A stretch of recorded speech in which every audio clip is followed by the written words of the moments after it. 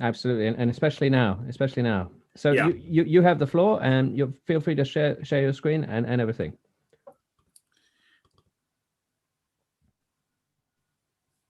Okay, so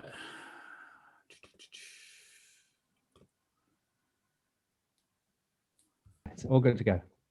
So great, thank you everyone. So very quickly, as I say, we're going to share some thoughts on the psychology of fixated persons. A very quick bio for those of you who don't know me or know nothing about Defuse.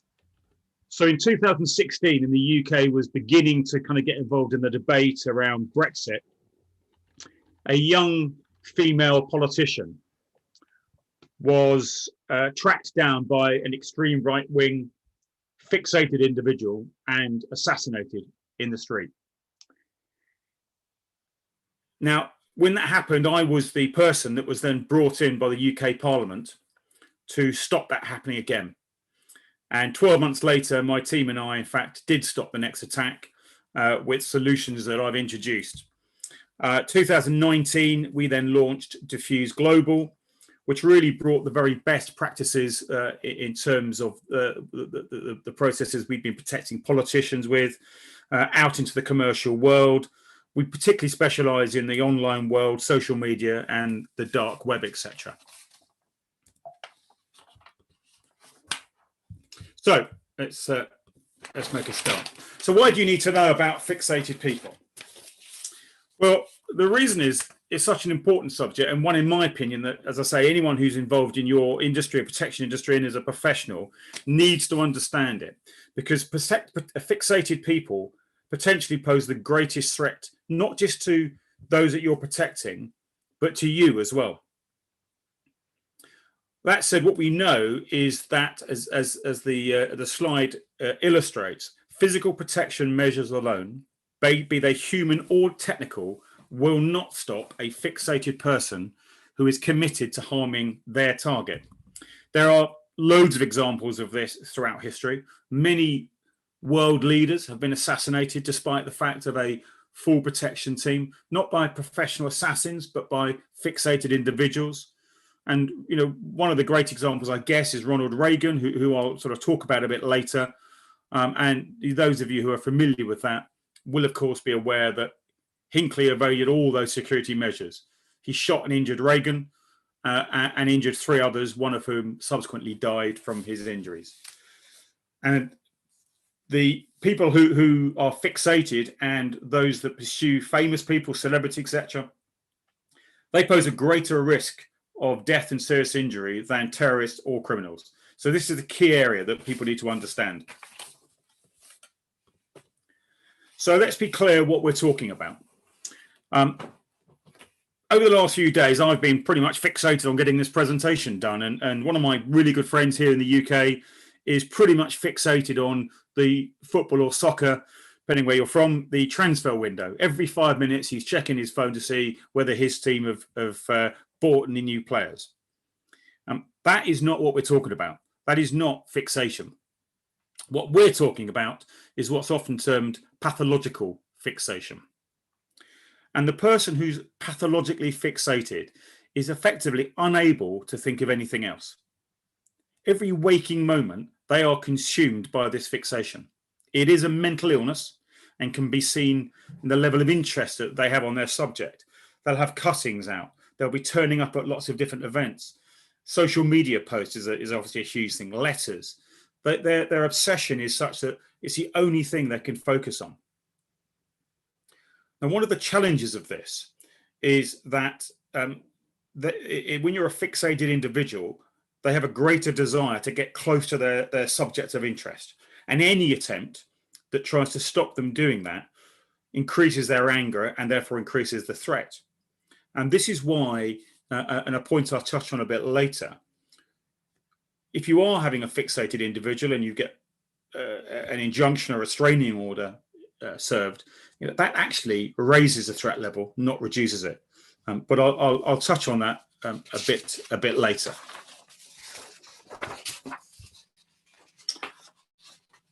So when we talk about the impact of fixated individuals, mismanaging or getting this wrong can absolutely range from, violence and death, as I say, not just to your target, but to those of you who are responsible for protecting them, and the kind of collateral damage of passers-by. We touched on the Reagan assassination or attempted assassination a few moments ago. He hit Reagan because one of his rounds bounced off a vehicle. He hit a protection officer, and he also hit a journalist. So his accuracy, if you like, of fire was so poor that collateral damage was huge. So to undermine or underestimate these people is massive. The psychological stress of those who are on the receiving end of a fixated individual can't be underestimated. Now, if you are targeted by somebody and you are subjected to a fixated campaign, there is lots and lots of research around how it makes you feel anxiety. A very recent example, for those of you who are familiar with Harry Styles, the UK musician, pop star, was he had a stalker. And he talked very openly. In fact, he tweeted about it, how he had a protection team looking after him one night, and yet he was in his house checking the doors and checking the locks. So despite the fact he had protection, he still didn't feel safe, and it was still causing him huge anxiety. It will probably cause you anxiety as well, and that's not to be underestimated, because you know there's somebody out there who is probably not going to act in a rational way. But again, as I say, mismanaging it and not understanding it or taking seriously can cause disruption at events you go to, can embarrass the protectee, but it will also embarrass you as a professional. You'll get adverse media attention, because if you mismanage it, if you're overzealous with that person that doesn't need to be physically restrained, for instance, that will reflect badly on you as an organization and badly on your principal. So the reputational side of things is key. Reputation is also a massive thing for your principal, because of course, if you mismanage it, all the mental health organizations will be very critical of the principal. And very often, one of the other issues we see regularly is the wasted resources. I had a conversation with a client a few weeks ago where they had a stalker, and they were asking me what to do. And when I asked them what they'd already done, what they were talking about was increasing their resources. That is often a complete waste of time. We've already discussed how physical measures aren't necessarily a good thing in terms of stopping those that are fixated. And actually, unless you understand the fixation and the different type of it, you will waste resources. So let's talk about some of the kind of detail around how these individuals operate and work. So the top three images relate to fixations on individuals. There are two types of fixations in general terms: individuals and causes. So let's talk about the top three, because two of them are assassinations, but the third slide is also related. So the top left one relates to Mark Chapman, who killed John Lennon in 1980. Now, what people don't perhaps know is that he actually stalked him for several days. He stalked him, he talked to him, had a conversation with him, and then subsequently killed him. He was a massive Beatles fan. And what happened was he became really angry with John Lennon's lifestyle. And Lennon made a remark that they were more popular, that is, the Beatles were more popular than Jesus. Now, he made that remark in 1966 and was murdered for it in 1980. Chapman was angry that Lennon had kind of preached love and peace, and yet he had millions, and he considered him to be hypocritical. He planned that murder for nearly 3 months, and went to New York on 3 separate occasions, conducted recon, all sorts of things. One of the key aspects of those that target an individual is they seek notoriety. And what happens is that they are forever then associated with the person they attacked, whether it's fatal or not. So if you Google John Lennon, Mark Chapman will always be associated with him. In the next slide, we're looking at Reagan. If you Google Reagan, Hinckley is also always related to him. And that's one of their fixations, is that they will be linked with that person forever. That's what motivates them. Now, you'll notice the slide obviously includes the image of Jodie Foster. And there's a reason for that. And that is because John Hinckley, he had a fixation on Jodie Foster, and he attacked Reagan outside a conference to impress Jodie Foster, who he had been stalking for ages. In fact, he actually wrote to her saying, "Over the past 7 months, I've left you dozens of poems, letters, and love messages in the faint hope that you could develop an interest in me. Although we've talked on the phone a couple of times, I've never had the nerve to simply approach and introduce myself. The reason I am going ahead with this attempt now is because I cannot wait any longer to impress you." Now, there's no connection between Jodie Foster and Reagan, and yet he, in his fixation, in his mental illness, considered if he assassinated Reagan, Jodie Foster would have no option to notice him. He later actually said the shooting was the greatest love offering in the history of the world.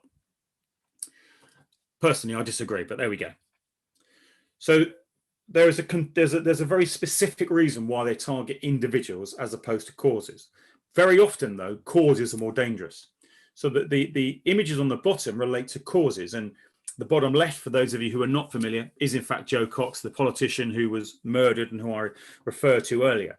And the individual that killed Joe was a extreme right-wing fixated individual. He had been a white supremacist for decades. He was well known to the Southern Poverty Organization. He was well known to the apartheid regime. And Brexit was a lot about the debate around immigration. And he had that fixation. Now, the interesting bit about British politicians, for instance, and this kind of feeds into why causes is such an interesting subject, is that when you attack a person in furtherance of a cause, the individual is just a byproduct. They're actually seeking publicity for their cause. The reason in the UK, for instance, that every British politician that's been attacked or murdered has been attacked by a local constituent. So in the UK system, we are split up into constituencies, and each politician represents that constituency. And every time they've been attacked, it's by a local constituent. The reason is because it's not them, it's the cause they're trying to drive forward. They are just a figurehead for that cause.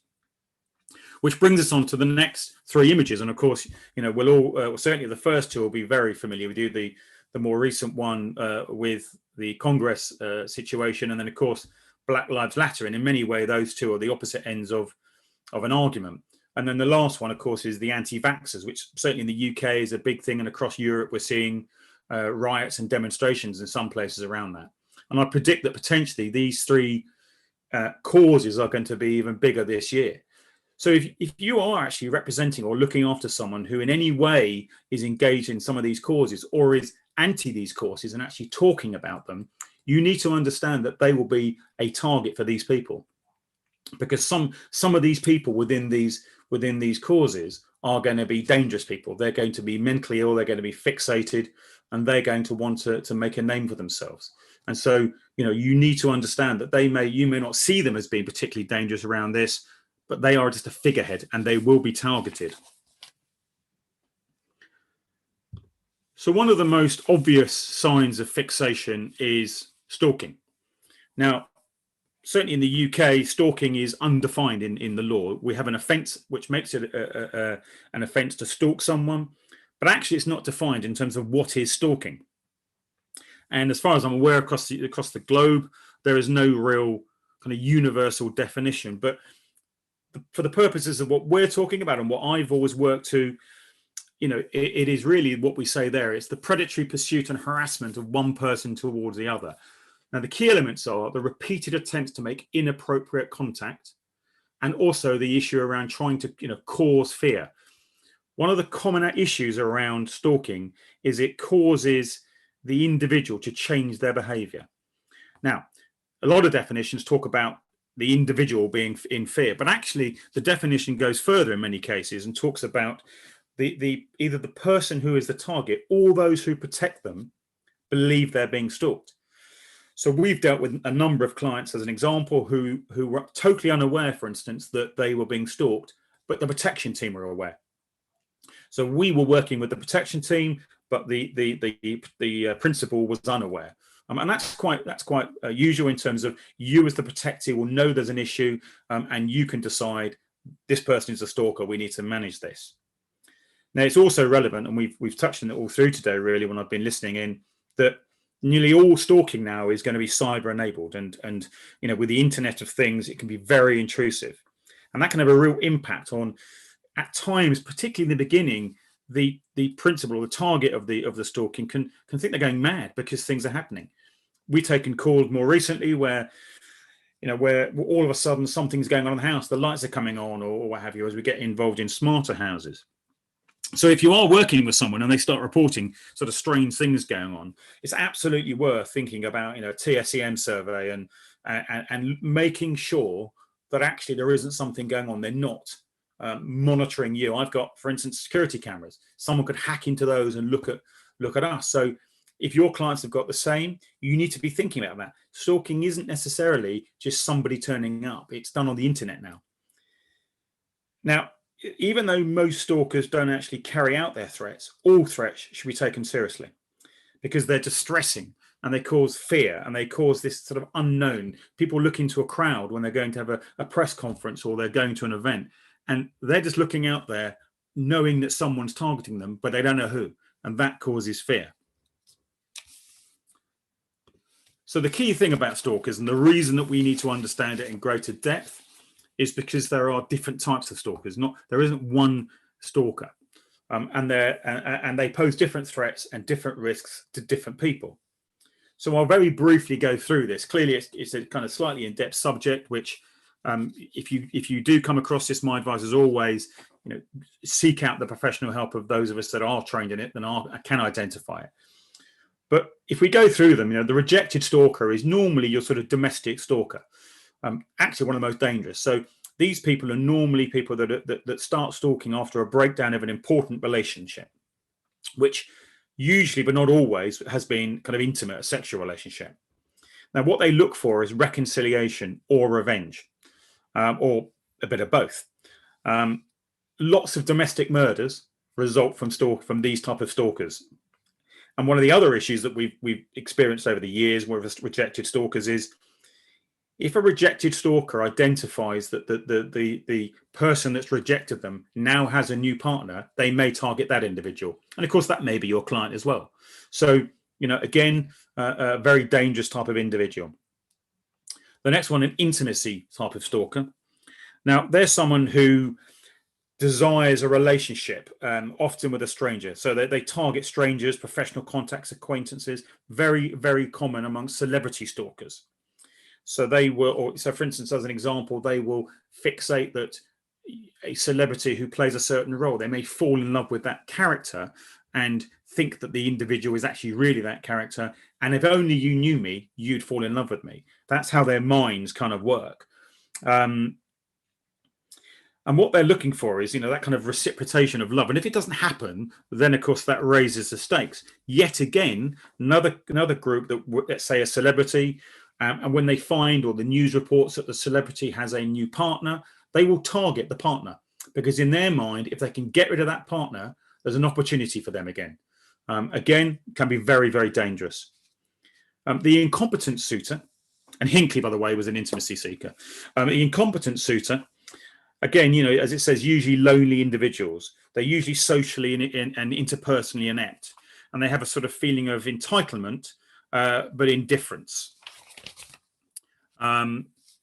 They tend to move. So it's a move their attention. So if they're not getting what they want, or they're getting rebutted from their particular attention, they often move on to somebody else. So they might just suddenly start following someone at a random state.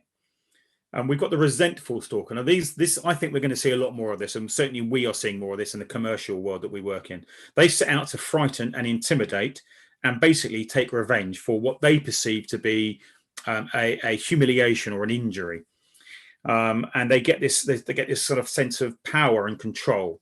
They make overt and covert threats. Now, whilst they rarely resort to physical violence, they do.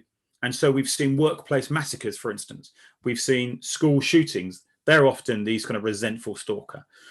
Now, we've seen this more recently with hostile ex-employees, and I think certainly from the UK perspective, we're seeing that more in terms of COVID.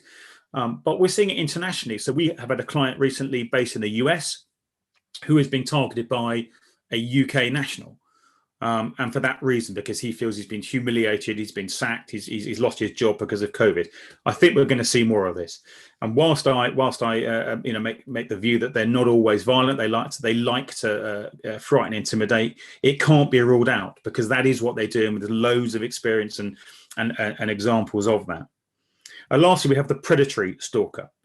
These are your rapists. These guys will do a lot of hostile reconnaissance. They'll gather information. They'll rehearse and fantasize about what they'll do. They get gratification from voyeurism. Often they're covert, but they can go overt because they then enjoy the fact that the victim knows they're being watched but can't control it. This is a small percentage of them. Often, as I say, serial rapists, and they tend to get more dangerous the more they do it. So, what do we do about it? How do we find out about these people? Well, like many people who are targeting certainly public figures, and most of what we do is looking at public figures and those in the limelight, celebrities and family officers, etc. They leave clues, and if you look at a lot of the cases in history, there's been clues, there's been information. Jodie Foster's one. He was writing to her, and he told her something was going to happen. Now, we didn't know what it was going to be, but if they'd have watched him as a result of that, they'd have clearly identified it. So, one of the key elements I want to get across to you here is, you as a security professional will not know anything about any of these unless you start engaging with the teams and the staff who work for your protective people. So that might be the housekeeper. It might be their personal assistant who reads their emails. It might be the security guard that sits on the gate. It might be your cordon team, who might be just a part-time team that come to events and what have you. And the reason we say that is because they're the ones that will probably see and be on the receipt of this. And certainly, when we're looking at the linguistic red flags, they're the ones that are going to get emails or potentially text messages if they're monitoring their phones or WhatsApp messages. They're the ones that are going to read the letters. And unless they understand that these aren't just ramblings of a mad person, they may actually be clues. They may actually be indications that someone is dangerous. They will just dismiss it and not tell you. So it's important that you or you get someone who's professional in these terms to actually brief those people, so that that they know what they're looking for. And then you have briefings and debriefings. Because let's take approaches to persons or officers. You get events where on the outer cordon of the event, for instance, an individual turns up. But interestingly, he turns up at every event. But different people are on, he turns up and speaks to different people on security detail. So unless you're debriefing, you're not aware that same person's turning up. Now, a good example of that would be the guy that assassinated Robert Kennedy.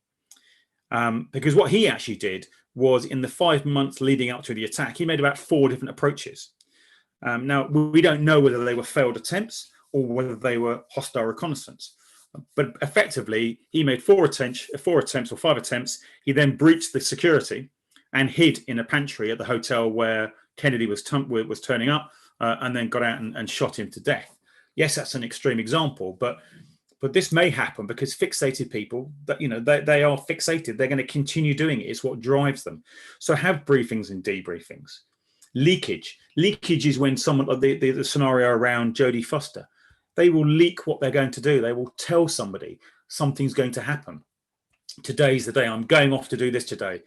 They'll pack up their stuff. They'll leave evidence that something's changing. Pseudo commando is, if you think of Breivik and you look at him and look at what he was doing, he was often posing pictures of himself in uniforms, what have you. They often do that. It's almost to kind of create this kind of identification as if they belong to something. Energy burst is when all of a sudden, as they approach the attack time, their activity starts speeding up. They might start closing bank accounts. They might clear all their stuff and put it into storage, but it'll happen quite quickly. And clearly, the closer they get to the attack, the quicker that's happening. Novel aggression is a great one. We look often, if we have the opportunity to look at people's previous convictions or their behavior, and we dismiss convictions that we don't, or actions that we don't think are relevant. So you might see that 4 months ago, the guy you're looking at went and robbed a post office or robbed a shop, and you think, so what? What's that got to do with what we're doing? Well, what it's doing is this, is he is testing himself to see whether he can, I'm using he because they're generally he, whether he can actually use violence unprovoked. So novel aggression is where they do that. They do some random act to see, can I actually do this? Now, clearly, if they're a career criminal, if you like, they probably won't do that. But that is a really common one. Lone protest, you'll get the same protester on his own at all various events. He's fixated on that cause, so therefore he's going to keep turning up. Or you might get random legal cases, which are just nonsense. But again, they need to be recognised and looked at. The linguistic red flags is what I was talking about in emails and telephones, etc. You'll get people talking about suicide or last resort thinking. Those are absolutely critical. So last resort thinking will be something like, you leave me no other option, or I've tried everything, or you've backed me into a corner now. And suicidal obviously is suggesting that they're prepared to commit suicide. And the reason those are so dangerous is because what they're actually saying is they're not bothered about dying. They're not bothered about what's going to happen to them now. They see that there's no other option.